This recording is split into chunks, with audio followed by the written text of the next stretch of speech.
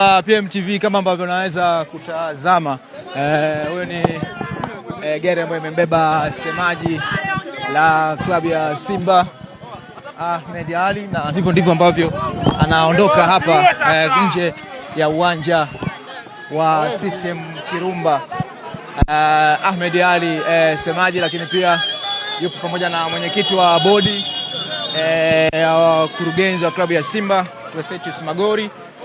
Baada ya matokeo ya sare ya goli 1-1, semaji anaondoka hapa katika dimba la CCM Kirumba, na mnyama kwa mujibu wa ratiba anarejea sasa Dar es Salaam kwenda kujiandaa na mchezo wao mwingine wa ligi kuu ya NBC. Na hivyo ndivyo ambavyo naweza kuona mashabiki wakiweza kulisindikiza wakiwa wanaita semaji.